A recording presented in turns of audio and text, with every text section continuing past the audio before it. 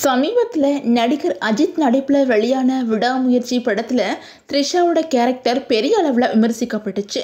அதே மாதிரி அஜித் கூட 6வது முறையாக இணைஞ்சு நடித்த குட் பேட் அக்லி படம் நேற்று பிரம்மாண்டமாக வெளியாச்சு. திரைப்படம் வெளியான நேரத்தில் இருந்து த்ரிஷாவோட கேரக்டர் பற்றியும் த்ரிஷாவோட நடிப்பு பற்றியும் அதிகமான விமர்சனங்கள் வந்துக்கிட்டு இருக்குது. இந்த படத்தில் த்ரிஷாவை உப்புக்கு சப்பா பயன்படுத்திக்கிட்டாங்க அப்படின்னு சொல்லிட்டு சிலர் கிண்டல் பண்ணி வந்துக்கிட்டு இருக்காங்க. இந்த நிலையில் இன்னைக்கு த்ரிஷா தன்னோட இன்ஸ்டாகிராம் பக்கம் மூலமாக தன்னோட கோவத்தை வெளிப்படுத்தியிருக்கிறாங்க. அதில் அவங்க, ஷபா டாக்ஸிக்கு ஆளுங்களா, உங்களுக்கெல்லாம் எப்படித்தான் தூக்கம் வருது, சோசியல் மீடியாவில் இருந்துக்கிட்டு அடுத்தவங்களை பற்றி தப்பாக பேசிக்கிட்டு முட்டாள்தனமாக பதிவுகளை போட்டுக்கிட்டு இருக்கிறதுனால உங்களுக்கு என்னதான் சந்தோஷம் கிடைக்குது, உங்களெல்லாம் பார்த்தா வருத்தமாகவும் அருவருப்பாகவும் அசிங்கமாகவும் தான் இருக்குது.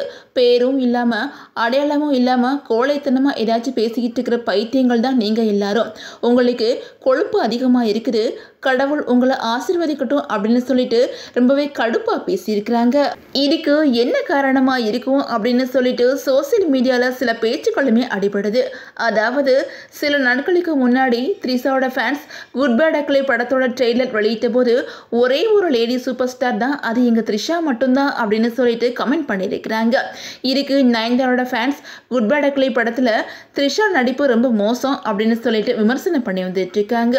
அது மட்டும் இல்லாமல் 20 வருஷமாக சினிமாவில் நடித்தோம், சொந்த குரலில் டப்பிங் பேச தெரியல, அவங்களுக்கு நடிக்கவும் தெரியாது, டப்பிங் பேசவும் தெரியாது அப்படின்னு சொல்லிட்டு பதிலடி கொடுத்துருக்குறாங்க.